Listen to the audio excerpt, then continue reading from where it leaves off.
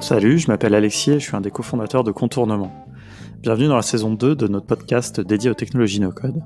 Alors pour ce 20e épisode, j'ai eu le plaisir de recevoir Hélène Lucien, la cofondatrice de la startup Makezoo, qui offre un service de prospection intelligent sur les réseaux sociaux. Et vous verrez que le no-code a joué un rôle super important dans la réalisation de son produit. On y aborde surtout son parcours et comment Makezoo a vu le jour, en particulier grâce à la collaboration avec l'agence Intrafounders, qui est notamment spécialisée sur l'outil superstar Bubble. Bref, encore une belle aventure entrepreneuriale que je vous invite à découvrir dès maintenant.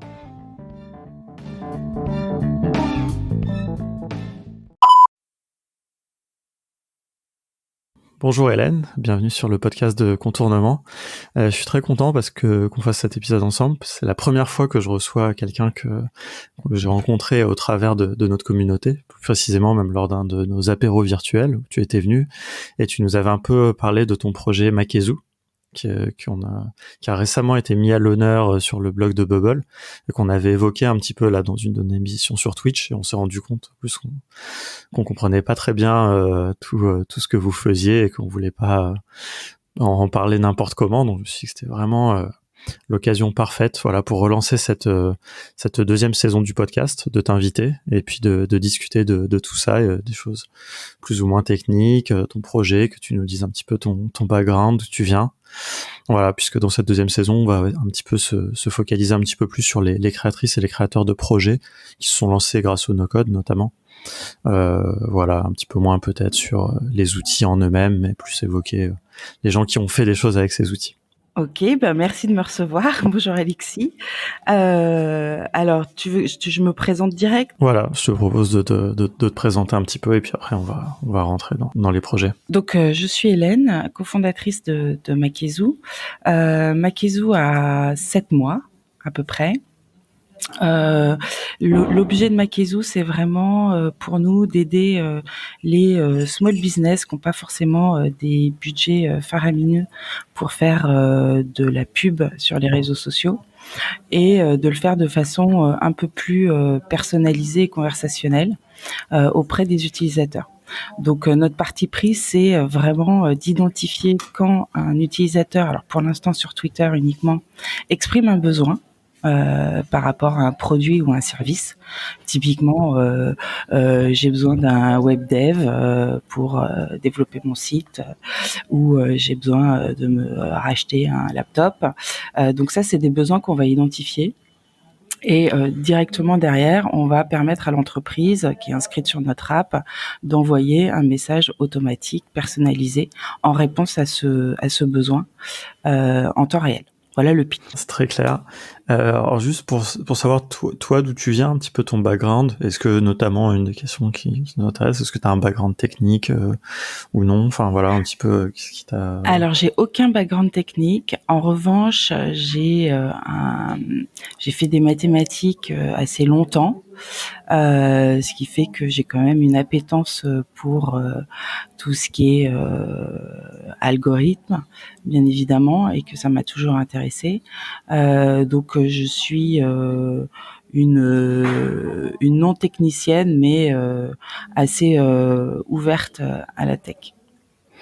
Donc notamment les sujets un petit peu là que tu abordais on va dire d'intelligence artificielle, exactement. Tout ça que vous utilisez, ça c'est des choses avec lesquelles tu étais familière, quoi. Voilà, c'est ça. C'est-à-dire qu'à partir du moment où on applique des modèles mathématiques, je suis la conversation sans problème. Et ça m'intéresse, bien évidemment. Ok. Et avant Makezoo, est-ce que tu avais déjà une expérience de création d'entreprise? Est-ce que tu étais déjà dans le milieu de la tech?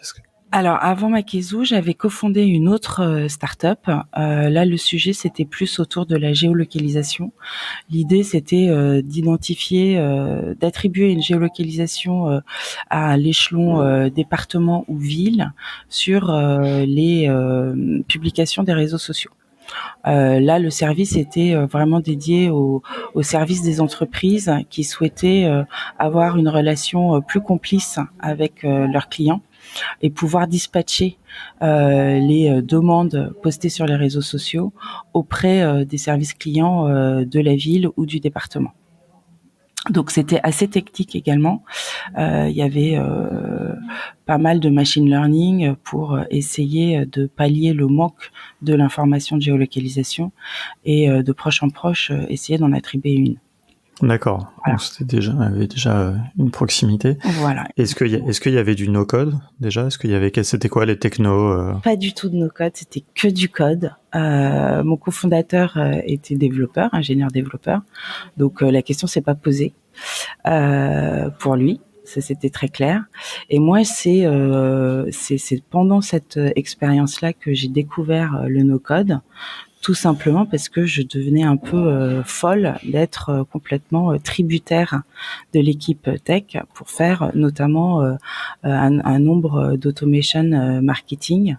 Voilà. Donc, je suis rentrée dans le no-code par là, donc avec au tout départ Zapier que je kiffe et j'ai creusé. J'ai creusé et quand j'ai souhaité lancer Makezu, eh bien je me suis dit cette dépendance, il faut que je trouve un moyen pour puisque je n'ai plus de cofondateur tech, il faut que je trouve un moyen de pouvoir faire les choses facilement. Et donc c'est comme ça que j'ai découvert Bubble.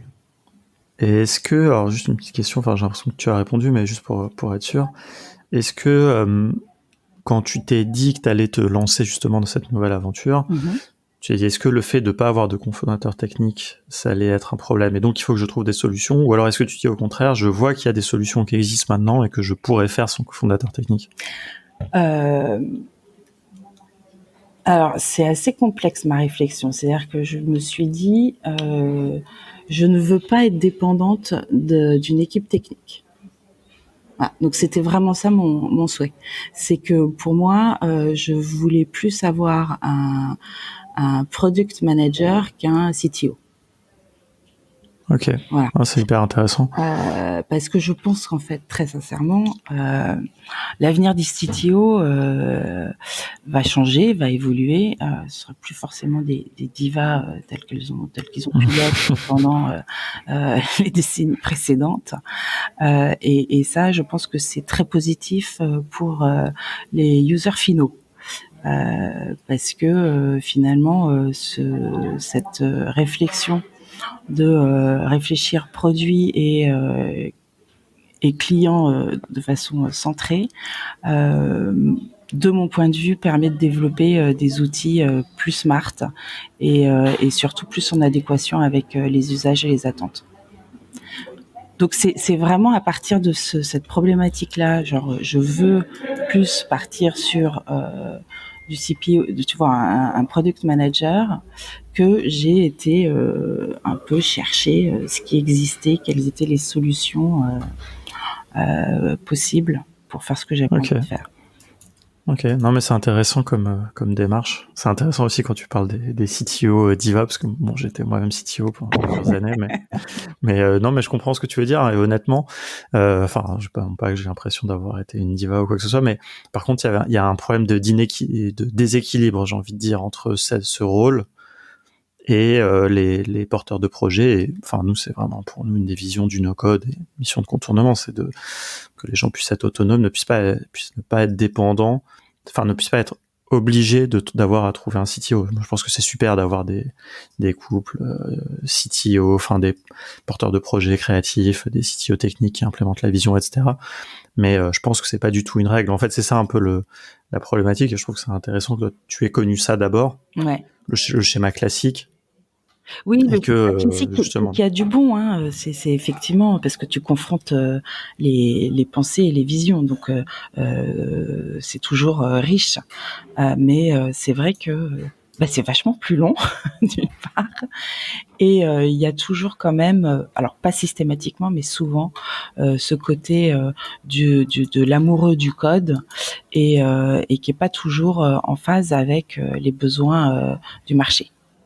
Et donc, quand tu es dans un besoin de time to market extrêmement rapide, c'est quand même un gros caillou dans la chaussure. Au tout début, j'entends. Ouais, non, mais c'est un très bon point auquel j'avais jamais vraiment réfléchi, mais je pense que c'est une des raisons pour lesquelles j'ai décidé d'aller plus vers le no-code, c'est que j'avais pas cet amour du code, justement. Donc d'ailleurs, j'étais peut-être pas un très bon CTO. Donc, mais, bon, ça c'est une autre problématique. Ok, non donc alors si on continue un petit peu l'histoire, donc justement t'as cette idée de Makezu, tu veux adresser cette problématique, Ouais. tu sais que tu veux pas de CTO a priori, en tout cas, enfin en tout cas être indépendante, peut-être un peu plus de la technique, être plus focalisée sur le produit. Mm-hmm. Comment donc tu as découvert Bubble et le no code, si j'ai bien compris, Ouais. dans l'intervalle. Comment à partir de là, comment tu fais quoi? Bah alors d'abord je découvre Bubble, donc j'essaye de faire bêtement une première page pour explorer un peu le champ des possibles. Et là je vois que bon, il y a une learning curve quand même qui est assez longue et que je suis un peu toute seule pour lancer ce projet-là. Donc mon souci c'est de faire un MVP extrêmement rapide pour valider tout simplement l'attente client. Au début, tu t'es dit, enfin, tu t'avais imaginé dans les scénarios un peu, je vais le faire moi-même. Ouais, c'est ça. Mais là, je vois que Bubble, ça va me prendre du temps par rapport à tout ce que j'ai à mener de front parallèlement. Je me dis bon, il faut que je trouve de l'aide parce que si je commence à approfondir dans Bubble, je me connais, je vais kiffer et je vais prendre beaucoup de temps. Donc là, pour moi, c'était vraiment une question, il faut lancer rapidement. Donc là, j'ai commencé à chercher des partenaires pour m'aider à aller plus vite, tout en me disant, moi, je vais dans le même temps continuer mon apprentissage de Bubble et donc je vais pouvoir maîtriser l'outil au fur et à mesure à mon rythme. C'est marrant ce que tu dis parce qu'en fait, on retombe un peu dans le truc que tu disais par rapport au CTO, quoi. C'est-à-dire que peut-être que les personnes qui font, c'est-à-dire qu'on en vient toujours à avoir un peu l'amour de l'outil et donc on arrive moins à se détacher et à mettre son énergie dans le produit, quoi. Exactement. En fait, le Bubble, il y a d'autres outils, hein, mais bon, moi je suis vraiment une fan de Bubble. Tu mets un doigt dedans et t'es pris, quoi. C'est tellement puissant, tu peux faire tellement de choses que tu peux vite rentrer dans le côté je fais pour faire, quoi. Ouais, mais comme tu le soulignes, toutefois la courbe d'apprentissage quand même est importante avant d'arriver, j'ai envie de dire, et à ce plaisir et à aussi cette puissance, quoi. Ouais, mais moi j'aime bien les challenges, donc c'est aussi pour ça que je me suis un peu protégée et parce que j'aurais pu perdre des mois à essayer de maîtriser Bubble avant de sortir un MVP. Et donc là, tu t'es dit, il faut que je trouve donc là, je me suis des prestataires, pour m'aider. Des associés. Voilà. Non, au départ, je me suis dit, je vais trouver un prestat pour m'aider. Donc, je suis tombée sur ceux qui sont très actifs sur Bubble. Donc, Zero Code, il me semble, avec qui j'ai échangé. Okay. Et donc je me suis dit bon je vais peut-être partir avec eux, sauf que il y avait un souci, c'était le décalage horaire qui était quand même extrêmement Ils sont basés où à New York? Non, New sur la côte ouest. New York, ça passe. Ils sont basés sur la côte ouest. D'accord. Donc là, c'est le décalage. La discussion, elle est pas fluide. Ouais. Et j'ai eu la chance en fait de rencontrer un des cofondateurs de Intrafounder, donc qui est un peu l'équivalent en France. On a fité. Et donc, du coup, on est partis ensemble. Voilà. Okay. Je me suis tombée sur eux pour faire le MVP. Moi, pendant ce temps-là, j'ai continué ma learning curve. Donc, aujourd'hui, je suis beaucoup plus indépendante. Et je continue ma collaboration avec eux pour les moments où j'ai vraiment pas le temps de finaliser certaines fonctionnalités ou que j'estime que j'ai pas encore suffisamment de compétences à ce niveau-là. Ok, alors j'ai plusieurs questions par rapport à ça. Enfin, c'est vraiment un petit peu le sujet principal, notamment cette collaboration avec Intrafounders. Intrafounders, enfin on y reviendra après, je trouvais un truc intéressant, c'est qu'ils se présentent plutôt comme une agence d'innovation low-code. Ouais. Et ça, on reviendra sur cette partie-là après, parce que c'est vraiment importante dans ton projet, il me semble. Ouais. Mais alors, donc c'est eux qui ont fait le MVP, voilà, de A à Z, si je comprends bien. Mais toi, aujourd'hui, tu as la main pour faire des évolutions, faire des modifications mineures? Est-ce qu'ils t'ont coaché? Est-ce que tu as profité de ce MVP pour te former aussi? Ouais, Un petit peu, quel est le... en fait, moi, j'ai profité du MVP pour me former, parce que j'aime bien apprendre en faisant. Je suis pas tellement théoricienne. J'aime bien l'empirisme. Et aujourd'hui, eh bien, très clairement, je change certains workflows, j'en crée de nouveaux, j'ai créé des nouvelles fonctionnalités en toute indépendance. Ok. Et est-ce que tu les tiens au courant? Comment ça se passe si eux veulent réintervenir sur le projet? Est-ce que, enfin, ça c'est une question qui m'intéresse aussi plus à titre. Ouais. Enfin, tu vois, par rapport à l'approche classique, quand tu fais pas appel, par exemple, à une agence de développement, enfin, moi, j'ai géré une agence pendant pas mal de temps. Mm-hmm. Bah, si les clients mettaient la main dans le code, c'était fini, tu vois. Pour nous, c'était comme un scellé, c'est la garantie, elle est finie. Et après, tu gardes tu te débrouilles, tu vois. Mais on va pas revenir sur un truc si t'as qu'à tout casser, c'est plus notre problème, quoi. Alors, en fait, on a un Slack, donc ce qui nous permet quand même d'échanger assez rapidement et facilement, donc une bonne interactivité, et que moi, dès le départ, je leur ai expliqué qu'il était hors de question qu'ils aient la main à 100% sur l'outil, et que bien évidemment, j'avais l'intention à terme de gérer notre plateforme. Donc ça, c'était le prérequis de base. Et finalement, donc je travaille main dans la main avec Arthur, que je considère plus comme un CPO temps partagé qu'un prestataire classique. Donc, CPO, Chief Product Officer. Voilà. Donc on est plus vraiment dans de la collaboration. On est plus en fonctionnement équipe. Tu vois, sauf qu'il n'est pas effectivement avec nous dans les locaux et qu'on a des moyens de communication différents. Non, je trouve que c'est une super approche. Nous, on a l'occasion souvent de parler avec des gens qui sont au début de leur projet et qui nous demandent, ok, est-ce que je dois me former? Est-ce que je dois faire appel à un prestat? Est-ce que nous, on leur propose des fois aussi une voie un peu au milieu, où ils pourraient être coachés. Enfin voilà, on travaille aussi avec d'autres agences. Et je trouve que là, c'est un super exemple de ça, quoi. Et que le fait qu'aujourd'hui, tu aies la main sur cet outil, qui est quand même un outil complexe, en tout cas de ce qu'on voit de l'extérieur, ça montre quand même à quel point la technologie, au moins de Bubble, permet ça, quoi. C'est-à-dire avoir à la fois la puissance de réaliser des outils complexes et en même temps que les porteurs de projets et porteuses de projets puissent se l'approprier, quoi. Ouais, c'est ça. Et finalement, en fait, ce que j'ai identifié sur Bubble, c'est donc ce côté extrêmement puissant et que tu pouvais faire un peu tout ce que tu voulais.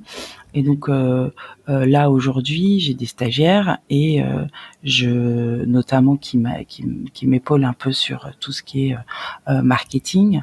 Avant de commencer quoi que ce soit, je leur fais une petite formation Bubble. Je leur demande de se former à Bubble parce que pour certaines choses purement marketing, eh bien utiliser Bubble, ça me paraît tout à fait pertinent. Alors on reviendra peut-être sur ce point là-dessus un petit peu sur qu'est-ce que vous utilisez d'autre, enfin en dehors du produit principal. Mais justement, je voudrais un peu avancer là-dessus.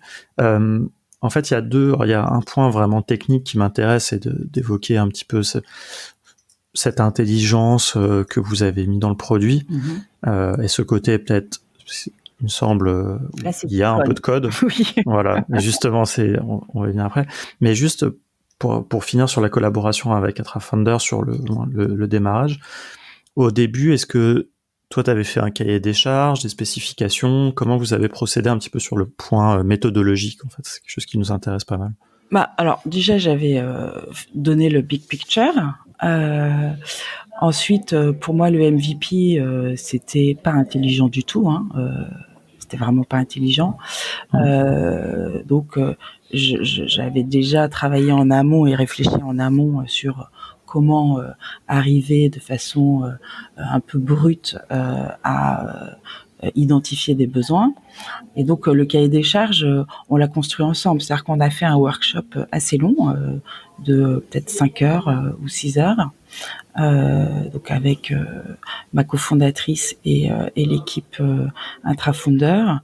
Et ils avaient donc finalement l'idée principale en tête. Ils avaient pu réfléchir de leur côté. On a confronté nos points de vue et on a trouvé, on a construit le cahier des charges ensemble. Puisqu'ils m'ont apporté du coup pas mal d'insights auxquels j'avais pas forcément pensé. Bien sûr. Qu'on a évalué et on a tranché sur certains oui, sur certains non.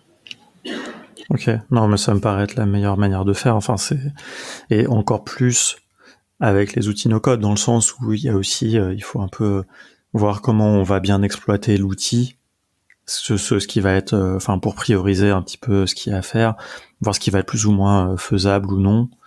Voilà, être efficace, quoi. Voilà. Enfin, je veux dire, j'aurais été surpris que tu me dises que tu avais fait un cahier des charges de 50 pages Non. et que tu leur avais donné et puis que tu étais revenu les voir 6 mois plus tard, quoi. Non. Et puis en plus, ils ont un process plutôt bien rodé sur 6 semaines. Et donc, chaque semaine est une étape bien carrée qu'on a bien redéfinie avant le kick-off. Donc, c'est assez fluide. Ok, donc ils apportent vraiment la technique et la méthodologie, quoi, j'ai envie de dire. Ouais, et au-delà de ça, ils sont aussi, c'est ce que j'ai apprécié chez eux, c'est que ils sont tous les trois entrepreneurs, donc ils comprennent tes préoccupations d'un point de vue business, quoi, et d'un point de vue produit. Ok, ouais, ça c'est hyper important. Ouais, donc ça c'est très apprécié. Et alors, justement, ce côté intelligent que vous avez rajouté après, j'imagine, enfin, si je comprends bien, donc ça c'était après le MVP. Exactement. Et ça, alors, comment ça s'est passé, quoi? Nous, on parle souvent de la collaboration entre le code, les développeurs, comment les deux se mélangent, etc. Mais justement, là, on a un exemple très concret. Et ça, c'est quelque chose qui m'intéresse beaucoup, pas forcément d'entrer dans la technique du développement. Ouais. Enfin, tout ce que tu pourras nous en dire, ça dit, nous intéresse, mais voilà, ce sujet-là. Bah là, donc, nous, notre sujet, c'est le premier étage de la fusée, c'est vraiment de pouvoir garantir l'envoi d'un message auprès de quelqu'un qui a exprimé un besoin.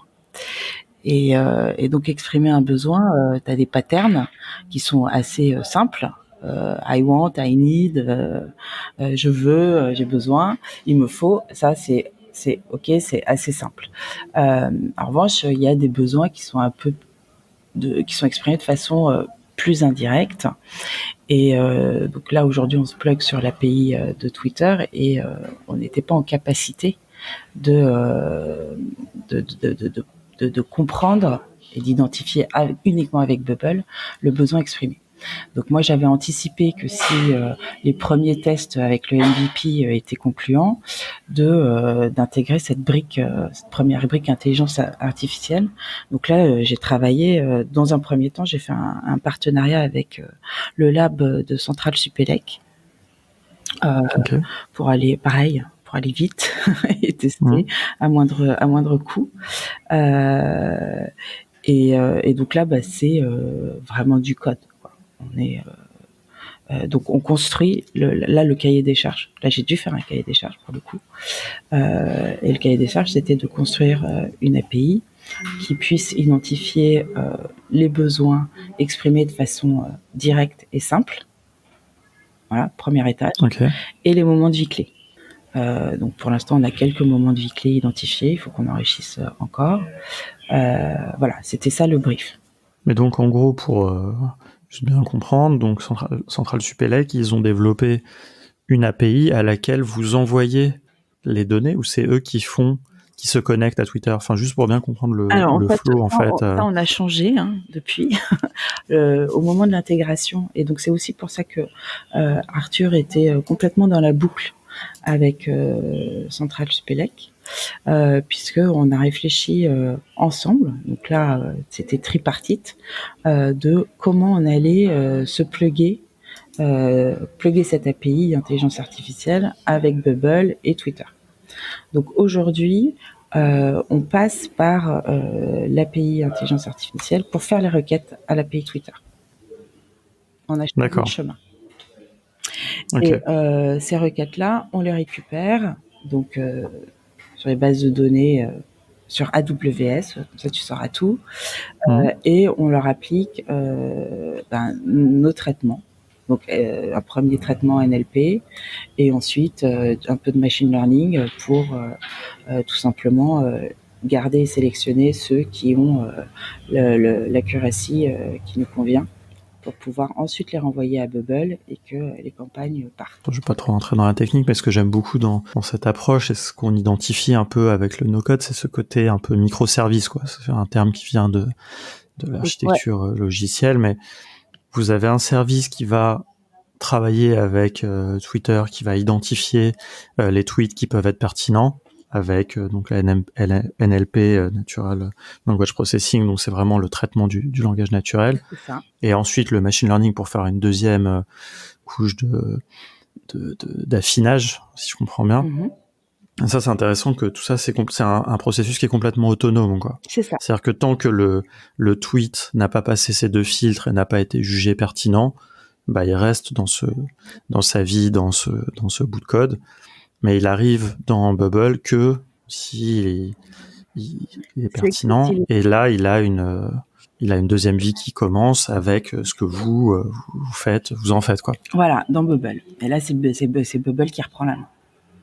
Et ce que vous en faites, c'est... je veux bien que tu nous en dises plus sur ce que vous en faites, mais ce que je comprends, c'est que c'est là où le client intervient, quoi. C'est-à-dire votre client à vous, c'est là qu'il décide un petit peu ce qu'il veut faire de ces informations.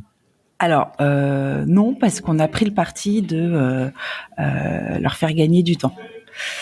D'accord. Donc, l'idée, c'est vraiment... nous, on identifie le besoin, c'est pour ça que c'est clé, que le besoin soit vraiment bien identifié. Et une fois que tu as lancé ta campagne, donc tu es une entreprise, tu t'es inscrit sur Makezoo, tu as défini ton business grâce à des mots-clés.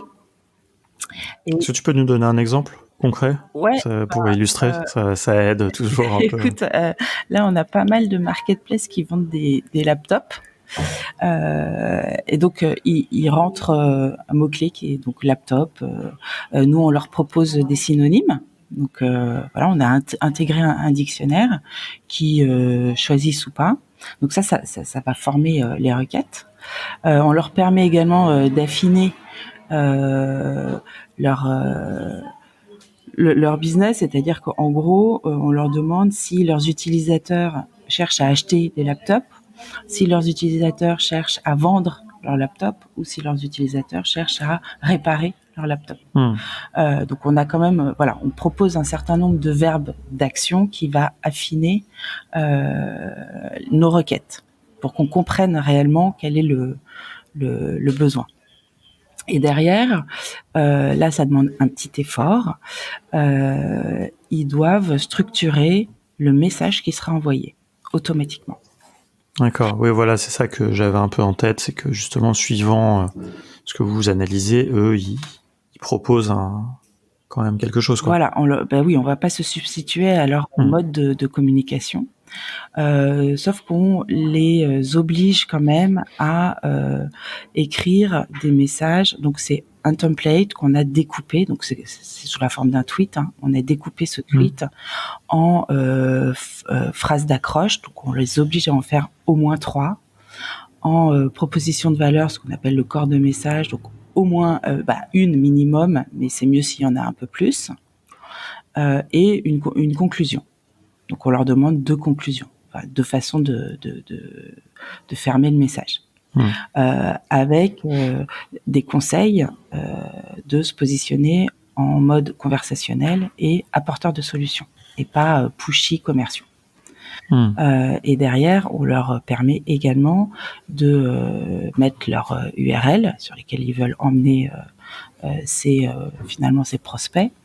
Et on a récemment ajouté une nouvelle feature où ils peuvent customiser la preview de leur tweet et de leur URL. Donc avec une image et des métatags juste pour cette campagne-là, qui va se substituer avec ce qu'ils ont fait sur leur propre landing page, si tu veux. D'accord. Voilà. Et donc, ça, ce template-là, eh bien, on va envoyer, ça va être des permutations, ce qui fait que ça sera pas systématiquement le même message qui sera envoyé. C'est pour éviter d'avoir sur ton compte Twitter X messages tous identiques que tu renvoies à des prospects. Ok. Oui, pour pas faire robot, quoi. Voilà, exactement. Après, on a un gros chantier de réflexion sur la personnalisation de ce message, mais ça, c'est une roadmap pour plus tard. D'accord. Alors, juste, donc, ça, pour être sûr, c'est de bien comprendre, l'utilisateur, il fait tout ça dans l'interface sans forcément communiquer avec vous. Il a un tableau de bord, Ouais, il est complètement indépendant. En fait, un peu comme quand tu crées une campagne sur Google Ads ou d'autres plateformes, t'es tout seul, tu te débrouilles, tu fais ce que t'as à faire. C'est exactement le même fonctionnement. En fait, c'est intéressant parce que j'ai l'impression que Makezu, finalement, c'est un outil no-code. En réalité, c'est un outil de marketing automation. C'est ça. Ouais. Ouais. Si tu veux, moi, j'ai réfléchi aussi par rapport à mes problématiques où j'aime bien faire les choses toute seule et de façon peu coûteuse. Donc c'est ce que j'essaye de mettre en place pour des personnes qui sont comme moi, qui lancent des produits et qui essayent de les commercialiser. Et qui eux ont envie d'être assez indépendants dans la façon dont ils vont gérer les choses.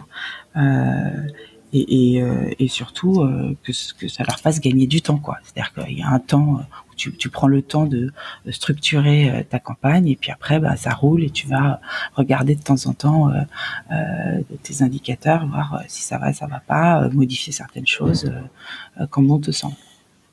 Ah, bah c'est passionnant, j'avais pas réalisé vraiment tout ça, tout englober la totalité, enfin vraiment ce à quoi on arrive à la fin, vraiment.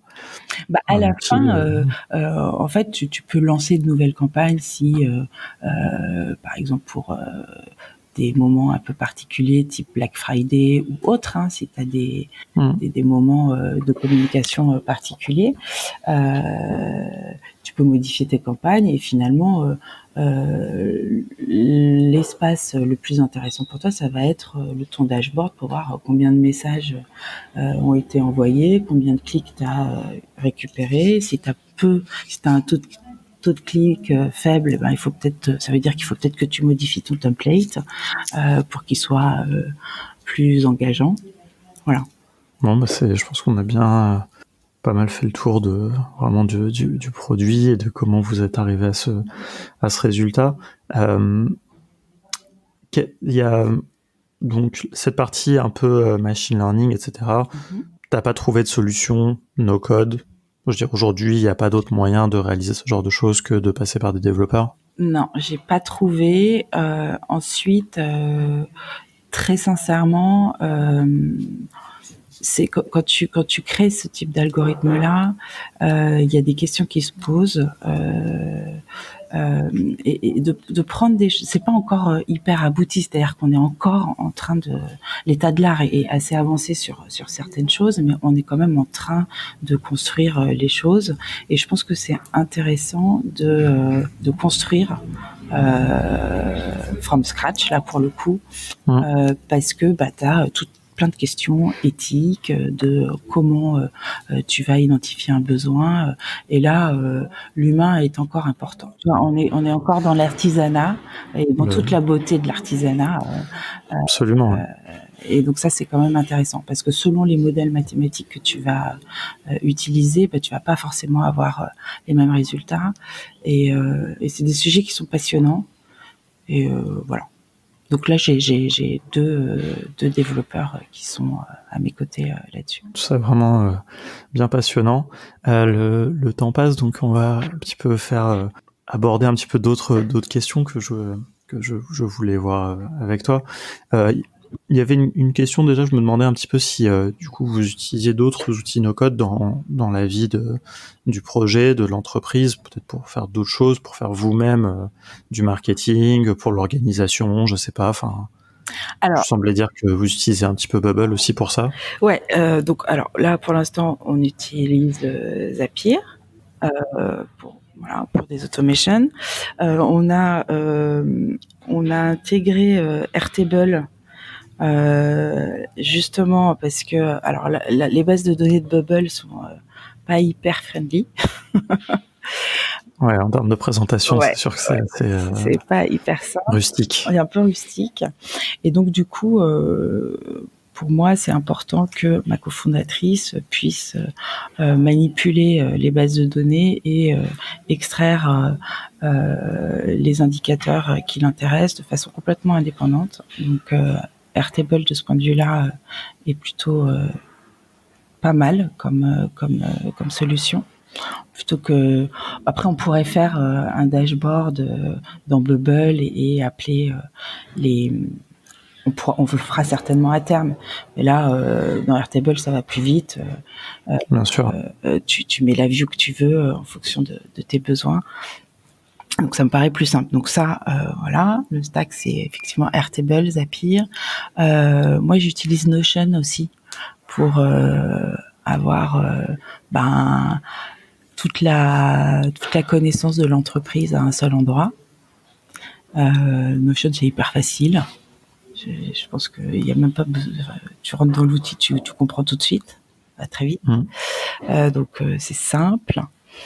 Voilà, je crois à peu près. Et puis évidemment Slack, puisqu'on utilise Slack pour savoir dès qu'un utilisateur s'inscrit, dès qu'il nous envoie un message, puis on a pas mal de commandes. Et alors c'est quoi un petit peu là votre feuille de route, les next steps Alors aujourd'hui on est en train d'améliorer l'API d'intelligence artificielle, parce qu'évidemment il faut qu'elle soit améliorée. Donc ça c'est vraiment notre sujet. Notre second sujet, c'est de recruter plus de bêta-testeurs pour avoir beaucoup de feedback sur le produit.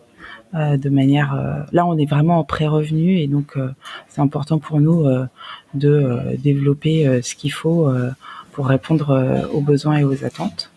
Donc là, on est vraiment sur feedback. Et en parallèle, évidemment, on améliore cette API.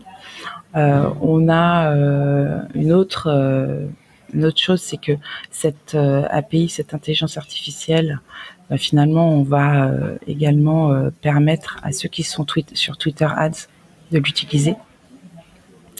Ça, c'est pour l'été. Donc, en gros, on passera un peu par Bubble, mais du coup, on va faire un partenariat avec Twitter Ads pour permettre à des entreprises qui souhaitent créer des campagnes à la performance de pouvoir le faire et donc de leur garantir que leurs campagnes seront affichées sur les timelines des utilisateurs qui ont exprimé un besoin par rapport à leur business. Ok, ça c'est super intéressant parce que c'est finalement on va dire le service caché quoi derrière qui est utilisé. En fait, vous avez pu le mettre en avant avec votre implémentation en utilisant Bubble, l'exploitation de cette API, mais là vous avez un autre cas d'usage que vous allez pouvoir faire, c'est d'utiliser cette API en direct avec Twitter. C'est ça, en direct, mais certainement en passant par une interface créée sur Bubble. D'accord. Voilà. Okay. Pour simplifier, parce que moi personnellement, je trouve que Twitter Ads c'est très bien, mais je suis pas fan du parcours, quoi. Oui, je vois. Ok. D'accord. Ok, bah écoute, voilà. Et le dernier chantier qu'on a, c'est d'essayer d'aider au plus nos utilisateurs et donc de voir dans quelle mesure on peut adapter, améliorer la personnalisation des messages qu'on envoie automatiquement. Parce que ce qui est intéressant aujourd'hui, c'est que donc on envoie les messages en commentaire d'un tweet public, ce qui fait que ça peut générer plusieurs tweets. C'est du one-to-one, mais finalement, comme c'est public, ça peut intéresser des gens qui sont dans la conversation ou les followers de cette personne. Ce qui fait que tu as une impression supplémentaire. Ouais, d'accord. Et donc, ça restera toujours. Je pense que ça sera une solution peu chère pour des produits naissants et qui veulent un peu se faire connaître auprès d'une cible qui aurait besoin de leurs produits. Ok, bon, bah, je pense que pas mal fait le tour de l'aventure Makezu. J'ai 2 dernières questions qui sont un petit peu plus éloignées, mais il y avait un sujet que j'ai vu sur lequel tu t'impliquais pas mal, qui était la place des femmes dans la tech. Ouais. Dans la société en général, mais dans la tech, oui, aussi. D'accord, c'est deux sujets très importants. Après, c'est vrai qu'on a plus le prisme ici de la tech, mais c'est en fait ma question, au-delà de ce que tu as envie de dire sur ce sujet, parce que c'est toujours l'occasion d'en parler, c'est un petit peu aussi quelle est ta vision de ce mouvement no-code par rapport à tout ça. Est-ce que ça offre des opportunités? Est-ce que ça ne fait que prolonger peut-être les équilibres qu'il y a déjà dans la tech en général? Voilà un petit peu ton sentiment par rapport à ça.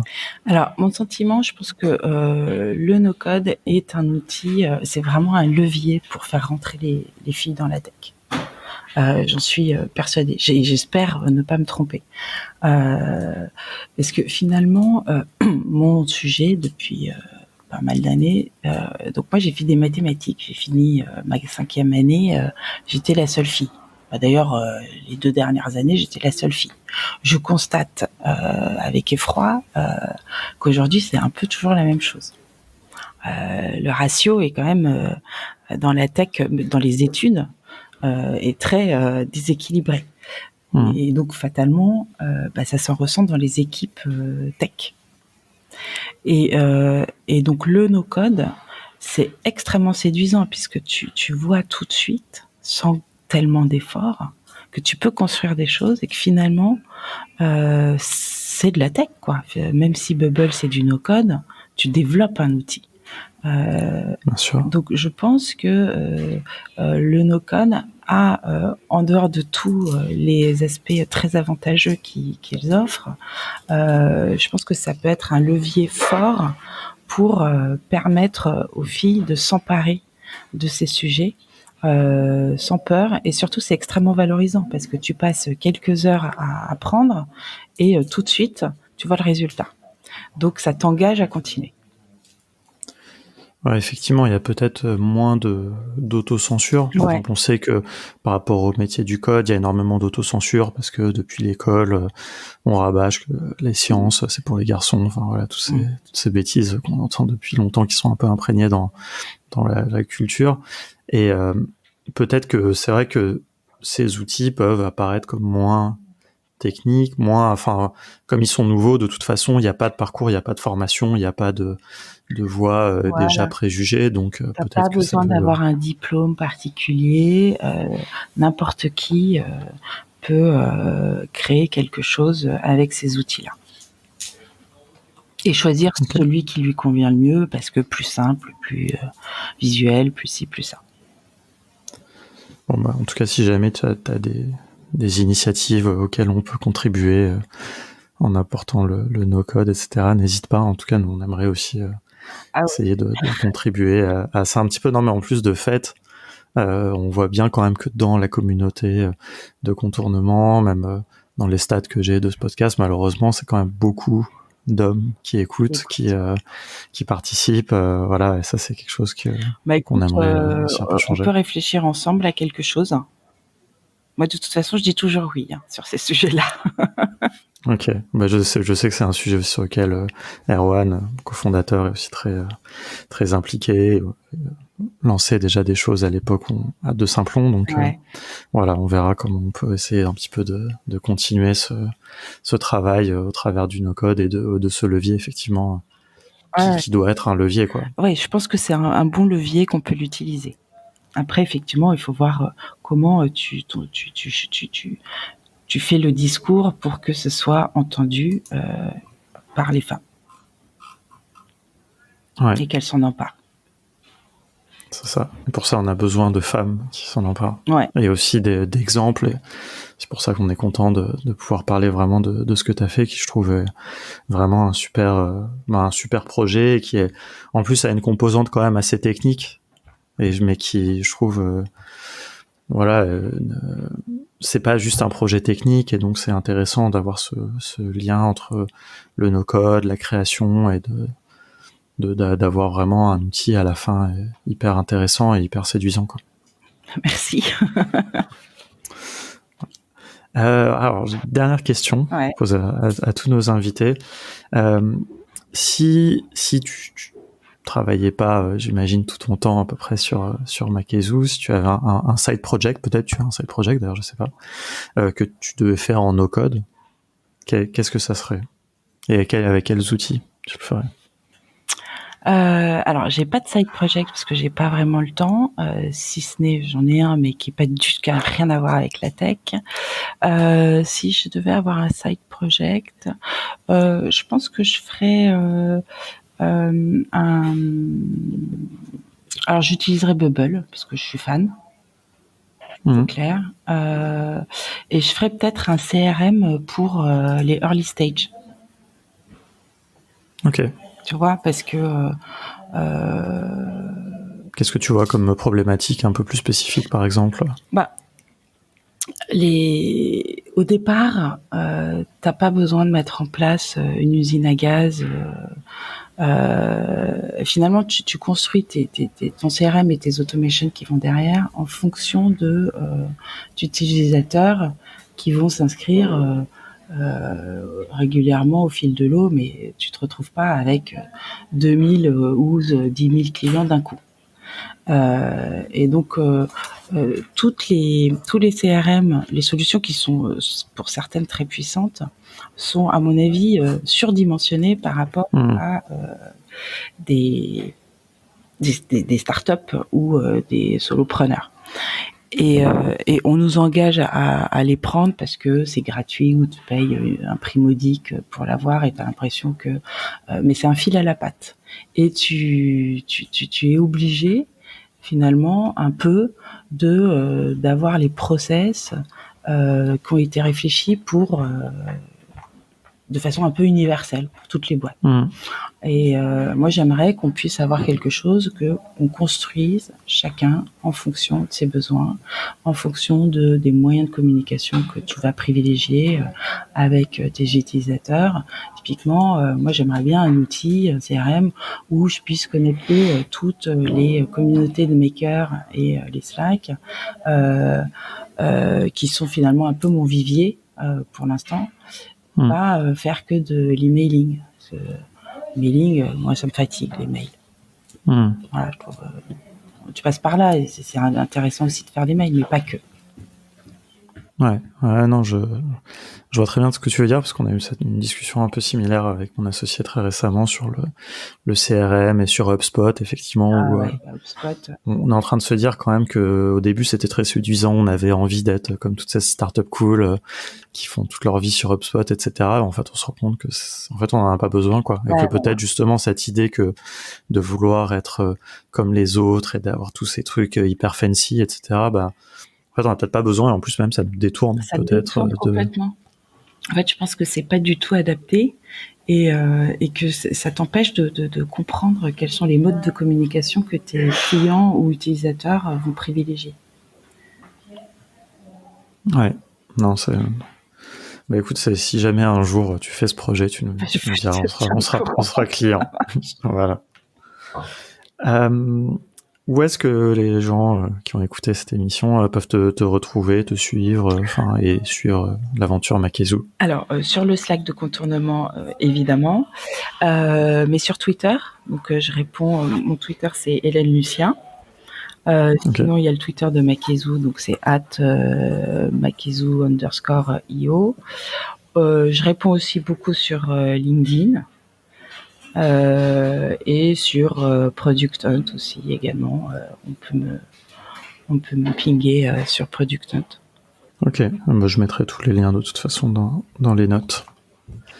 Bon, et bah super, merci beaucoup. Eh ben, merci de m'avoir Et invité. puis C'était hyper cool. bon courage, bonne chance pour la suite. Et puis on prendra des nouvelles de toute façon sur le Slack et puis dans des futures émissions peut-être. Ouais, avec plaisir. À bientôt. À Bonne bientôt. journée. Salut Alexis. Salut.